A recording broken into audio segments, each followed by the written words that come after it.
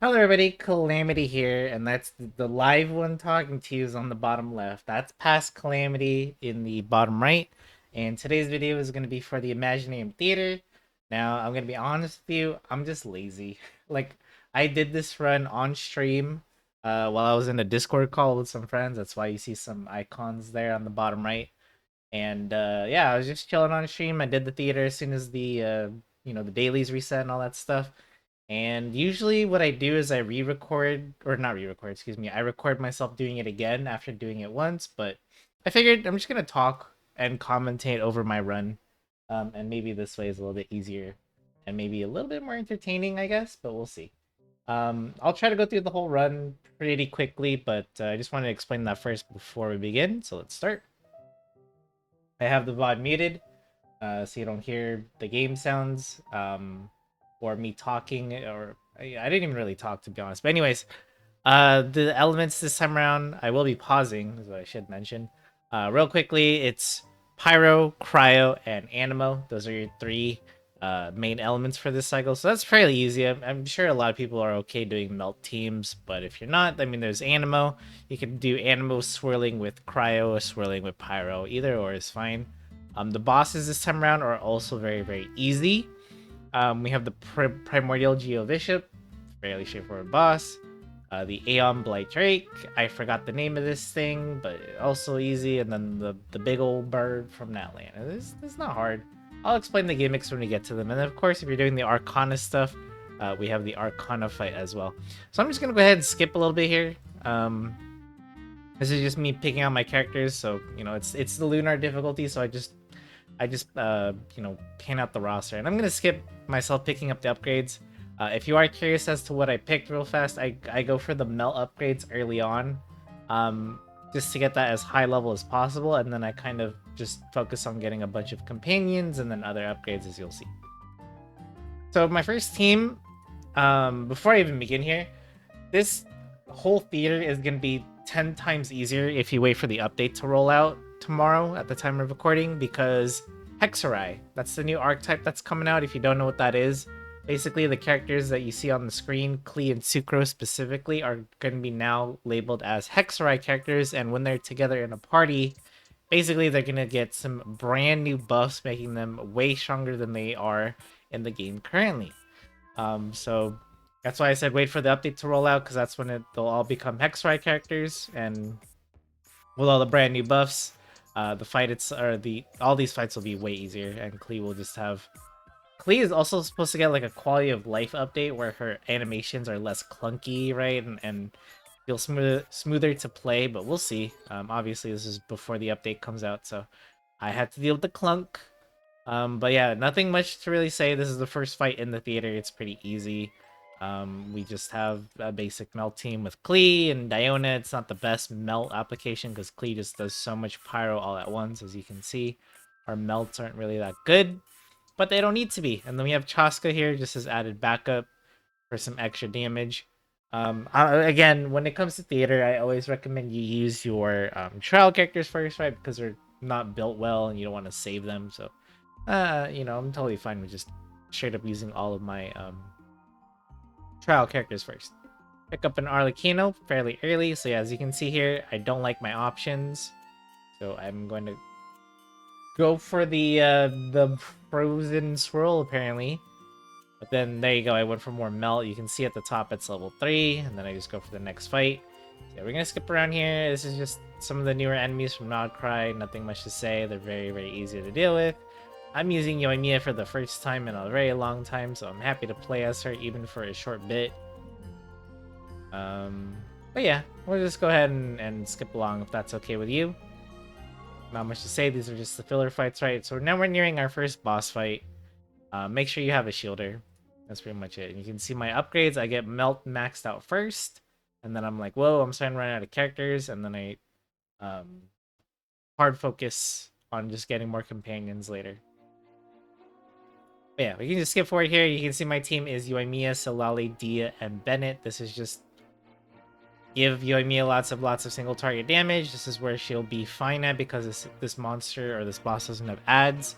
And remember, any shielder will do if you fought this thing in in the Spiral Abyss that just reset, then you already know. You bring a shield, it does the beam attack, he hits himself for big damage, and that's all she wrote. That's all you have to do here. That's all I'm doing. And sorry if the quality gets all blurry sometimes. That's just how Twitch VODs happen to save sometimes. I know it's a little annoying, but anyways, pick up another shielder because I just saw the Layla available, and then here we're just picking out some more characters. Like I said, my roster was looking a little low, so I try to fill it up with some companion stuff here. We'll skip to the next fight. Using Gaming here because this is just defend the monolith, right? Not much to say. I mean, characters like Kazuha and Venti trivialize these fights for you way easily, especially if you pick a group of enemies, right, that are easy and that can be pulled just like the treasure hoarders, which I got, so very easy to fight here. And then Gaming does big AoE damage, Layla helps with the melt stuff, and that's all she wrote. So we'll just go ahead and skip ahead here. This fight can be a little long, and it's just the same group of enemies, so as you can see, just melt. Melt saves the day. Fill out the character roster some more, go to the next fight. I do think this one I messed up on my teams here. This ended up not working. I tried to just save my characters, but it just doesn't work. So we're gonna skip ahead here. So yeah, I had to go back to just using Kazuha because I needed help with the grouping up. And don't forget, Kazuha also still gives you some buffs as well. So it was just extra damage, better grouping, easier for Gaming. So I ended up using Gaming, Kazuha, Layla, and Dia. Again, sorry for the poor quality here. That's why I re-record and do a separate run off stream, because I know the quality can be bad. But like I said, peak laziness. It's because we have a lot of videos that I'm going to be focusing on once the update rolls out. So I'm giving myself a little bit of a break here. But yeah, as you can see, it's just cleaning up the enemies, and we have plenty of time to spare. Just Melt doing its thing here. And that's it. So next fight, this is another boss fight. I don't know if I stick with this team that I'm about to use here. Oh yeah, I do. We're fine. I pulled up the Mauvika, excuse me. So this is the Aeon Blight Drake. If you need a refresher on this boss fight, you need a bow character. It does not matter who is your bow character. It doesn't have to be your main DPS, sub DPS. It could even be like Diona or your support. Just a bow character, right? Because as soon as the fight starts, he's going to fly into the air. Right now. So when he flies into the air, you need to shoot these things right here on his wings. These little booster, turbine, whatever. Shoot those. You shoot one, he gets stunned a little bit. Shoot the second one, bam, he falls down, and you end his flying phase immediately. And do all your damage, because he's going to take it all while he's stunned. And that's all you really need to understand for this fight. Just knock it down, do your damage. When he does get back up, though, you might have to do a little bit of dodging, or just shield through it, iframe through it, whatever. It doesn't really matter. It's straightforward. Yeah, just gonna burst through it. He does get some elemental resistances after he gets up, but he's gonna fly again shortly, and then if you knock him down again, that will remove his resistances, but it doesn't even matter here, because you can see here, like, it tells you fire resistance has been increased. It's like, alright, so then I switch to Venti. Speaking of Venti, by the way, don't forget, this is, to remind you guys again, this is before the buffs that are going to be coming out. Venti is now going to be a main DPS, no longer just a burst support, but an actual DPS himself. So if you have Venti already, you could definitely be using him as another Animo DPS and not as just another support. So something to keep in mind there. Anyways, we pick up Mona, get some more characters, get some more buffs. You can keep track of my buffs here. I'm going for the Cryo and Animo Swirl. So we're in Act 7, and I tried to get rid of Klee early, or not early, but I was trying to get rid of Klee because we've had her here, and I don't want to use my Mauvika. I don't want to use my Arlecchino. But the teams that I tried just did not work out well, and that's because Klee's lacking a little bit of damage. So I'm just gonna spoil you here. Didn't work out. It did not work out. So what I had to do is actually use one of my better pyro DPSs here. As you can see, I brought Mauvika and Klee. Just because I was okay with losing Klee at this point. It's already we're at the midpoint of the theater, so all the trial characters don't need to be here anymore. We skip. I mean, that's pretty much it. What you slot in Mauvika, and that's an easy GG. So I pick up my next main DPS, which is Skirk, and off we go. I don't even have enough to afford any of the other buffs and stuff, so we go straight into the third boss fight, which is the what is his name again? It's this tire thingy and leeway. So basically, this fight, it tells you that cryo characters have an advantage and that shatter reactions have advantage. This is true. If you can shatter the boss, this is good, but you can also melt. If you just bring a basic melt team, that will also work. So let me skip a little bit more here. Sorry for the flashbang. Oh, I did some team adjustments here. But basically, I use Arlecchino on this fight because, again, you can melt. You don't have to freeze it if you don't want to. Or if you don't have the characters to freeze it, you can just melt it. And I'll demonstrate that it does work. For stunning the boss. I'm not a good Arlecchino player, don't judge me. So yeah, see when he does this part, like I did freeze it because it's hydro, but like you just do melt and then it knocks over anyway. So you can still bring a pyro DPS here. Just bring some cryo sub DPS.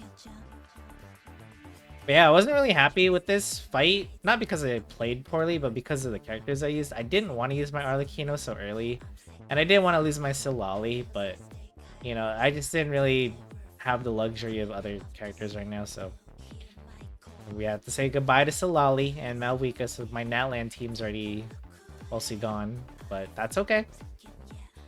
That Ricely on the right there, that's Sammer's Ricely that I ended up borrowing, but spoiler alert, I didn't even use him. I didn't even use him. It didn't matter. But it helped with filling out the roster, and in case I needed more DPS. So yeah, right about after I do the 3 boss fights, I decided to go for the Arcana challenge. Sorry for the flashbang again. I decided to go for the Arcana challenge, and honestly, this Arcana challenge is pretty easy. So the first one just has you killing it's easy. You just kill the machine enemies, the mech enemies, the old ones, and it's fairly straightforward. So here I'm using my Skirk because I'm okay with losing my Skirk to the Arcana challenge because I still have Arlecchino, who I want to save for the last boss fight.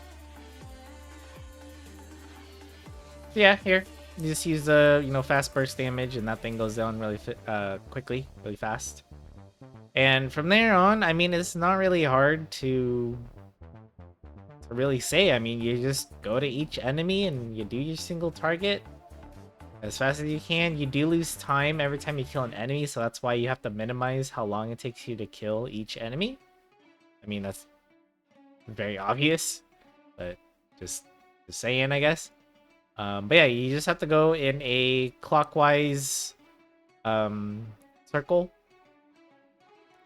and that's where they spawn on each side. So you go start. This is where we started at the beginning, and that's it. You just do the whole thing over again, rinse and repeat. Go over here.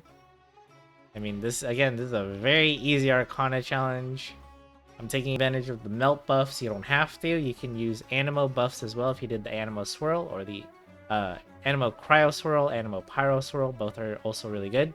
And if you're wondering what upgrade should I get, I noticed they all have like a resistance shred upgrade. Always get those. Those are really, really good. Those will up your damage a lot. Like, I always notice a huge spike in damage every time I take an upgrade in the theater that has elemental shred. Resistance shred. And anyways, here we are at the last enemy, and we have plenty of time left, as you can see. So we can just take our time, set up a proper rotation, or just mash through it. Doesn't really matter, and that's it. So that's the first Arcana done. And I get my Shenhe there. So here, I guess I decide to get some more companions. I guess we'll just skip to the next fight, though. So this is the bounty one, and I got a pretty easy one. It's just the big cryo Hexerei, Miditro, whatever. Just those guys. Just bring some pyro to break his shield, and then you can damage it with anything. If you have an animal DPS, this probably would have been even better.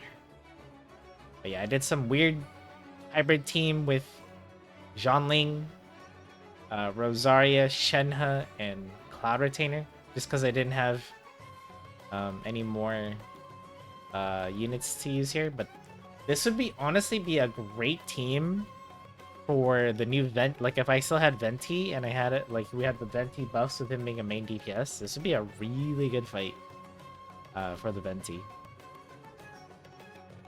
Well, kinda, right? His burst won't lift the big boy, but you don't need it to, right? He'll be doing damage regardless, especially if you can have him swirl with Pyro, which takes priority. Very easy fight. At least I think so. I don't know what his damage numbers are. I hope they're good. Anyways, I mean, you know, I'm yapping off to the side here, but that's it. These chambers have been very easy. Zhonling carrying with the damage, and Rosaria with the melt. That's pretty much it. Yeah, you see here, I even picked Cryo and Anemo Resistance Shred. Very, very good. Let's go ahead and skip to... this is the second Arcanum challenge, because we have to do it now before the last boss fight, right? So you can see here, I'm going to be using my Skirk team with Zhonling. And this is going to be a Melt Skirk team, and this is honestly just a pushover. Especially when you have Escoffier, Shenhe buffing, B buffing, whatever you want to call it. There's me setting up my melts. And look at that. I don't know if you can see it, but the health bar basically almost gone. In one fell rotation swoop. Now we have this guy, and we have all the time in the world to take him out, to be honest. And that's basically what I do. I mean, you can replicate these results with any Cryo DPS. Obviously, it doesn't have to be Skirk. Skirk makes it look super easy because she's super OP, but I mean, you could do this with Wriothesley, right?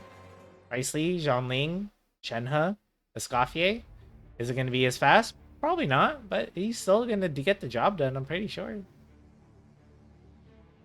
I had 23 seconds extra.